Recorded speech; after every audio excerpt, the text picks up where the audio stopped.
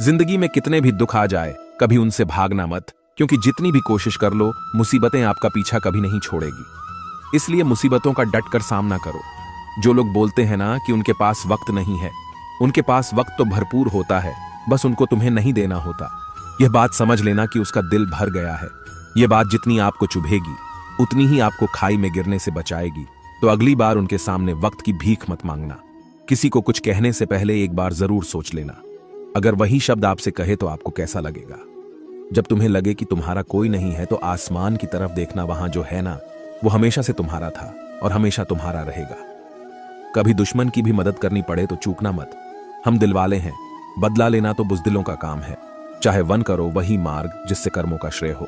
जिन लोगों को अपना लक्ष्य पता होता है, वो लोगों की बात पर इतना ध्यान नहीं देते और निरंतर अपने काम में लगे रहते हैं और अपने लक्ष्य को पा लेते हैं। जबकि जो लोग दूसरों की बातों में आ जाते हैं, वह दूसरों को नुकसान तो करते ही है, अपना भी नुकसान कर बैठते हैं। किसी का वर्तमान देखकर उसका मजाक नहीं उड़ाना चाहिए, क्योंकि समय बदलता रहता है। समय के साथ कर्म बदलते रहते हैं और कर्मों से भाग्य बदलता रहता है। समय में इतनी ताकत होती है कि वह किसी की भी किस्मत कभी भी पलट देता है। मन में जो है उसे साफ कह देना चाहिए, क्योंकि सच बोलने से फैसले होंगे और झूठ बोलने से फासले होंगे। इंसान को परखना है तो बस इतना कह दो कि मैं तकलीफ में हूं, फिर इंसान औकात दिखा देगा। विश्वास ना हो तो करके देख लीजिए। आप शांत रहिए। स्थितियां कैसी भी हो बदलेंगी, जरूर तुम्हें पता नहीं। शायद वो अपना घर ही जला रहा है जो अपने घर वालों की शिकायतें औरों को सुना रहा है। ईश्वर तब खुश होते हैं जब वो देखते हैं कि दुखों के बावजूद इंसान उस पर विश्वास रख रहा है। और यकीन मानिए, आपके हर विश्वास की कीमत समय आने पर जरूर देते हैं। सहने वाला जब जुल्म सहकर भी मुस्कुरा रहा हो, उसका बदला स्वयं श्री कृष्ण लेते हैं। इंसान के लिए दो ही चीजें खास हैं, ईश्वर का डर और ईश्वर का दर। ईश्वर का डर रहेगा तो इंसान गुनाहों से बचता रहेगा, और ईश्वर का दर रहेगा तो उनकी कृपा बरसती रहेंगी। हम जिसकी जितनी फिक्र करते हैं, अक्सर वही लोग हमें नहीं समझते। जीवन में परेशानियां चाहे जितनी भी हो, चिंता करने से और ज्यादा होती है। खामोश होने से बिल्कुल कम और सब्र करने से खत्म हो जाती है। और परमात्मा का शुक्रिया अदा करने से खुशियों में बदल जाती है। जिंदगी बहुत छोटी है। जो हमसे अच्छा व्यवहार करते हैं उन्हें धन्यवाद कहो, और जो हमसे अच्छा व्यवहार नहीं करते उन्हें मुस्कुराकर माफ कर दो।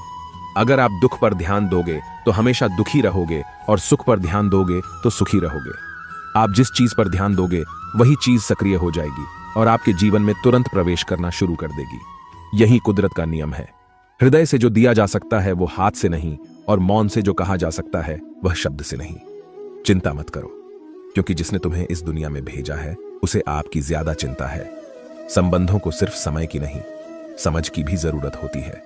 श्री कृष्ण कहते हैं कि तुम इस संसार में किसे खोने से डर रहे हो, जबकि इस संसार में तुम्हारा कुछ है ही नहीं। चिंता छोड़ो और सो जाओ। परमेश्वर आपकी सभी चिंता और परेशानियों से बहुत बड़ा है। चाहे कोई भी व्यक्ति कितना भी बुरा हो, उसमें कोई ना कोई गुण अवश्य होता है। मधुमक्खी बनकर गुड़ रूपी मिठास एकत्रित करते रहिए। हाल पूछ लेने से कौन सा हाल ठीक हो जाता है, बस तसल्ली हो जाती है कि इस भीड़ भरी दुनिया में कोई अपना भी है। अगर बुरी मानसिकता वाले लोग सिर्फ समझाने से हर बात को समझ जाते, तो श्री कृष्ण कभी महाभारत होने ही नहीं देते। अच्छे विचारों से इतने व्यस्त हो जाओ कि गलत विचार आपको छू भी न पाए। लोगों के काम आते रहिए, क्योंकि कुदरत का एक असूल है कि जिसके कुएं से लोग पानी पी रहे हैं वो कभी सूखता नहीं है। जिस व्यक्ति ने अपनी आदतें बदल ली, उसका कल भी बदल जाएगा, और जिसने नहीं बदली, उसके साथ कल भी वही होगा जो आज तक होता आया है। हमारे पास जो कुछ भी है उसका आनंद हम तभी ले पाएंगे जब हमारे पास जो नहीं है उसकी चिंता करना छोड़ देंगे। बिना मतलब के कोई भी आपकी इज्जत नहीं करता, इसलिए खुद को इतना सफल बनाओ कि बिना मतलब के भी लोग आपकी इज्जत करें। दुनिया में सबसे ताकतवर इंसान वो होता है जो धोखा खाकर भी लोगों की मदद करना नहीं छोड़ता। जिस दिन हमारा मन परमात्मा को याद करने और उसमें दिलचस्पी लेना शुरू कर देता है, उस दिन हमारी परेशानियां भी हम में दिलचस्पी लेना बंद कर देती हैं। हर किसी को अच्छा समझना छोड़ दो, क्योंकि अंदर से लोग वो नहीं होते जो ऊपर से दिखाई देते हैं। ईश्वर सिर्फ दिशा दिखा सकता है, उस पथ पर चलना हमारा काम है। और वास्तविकता में अगर तुम चलना ही नहीं चाहते, फिर तुम्हारा ईश्वर को दोष देना व्यर्थ है।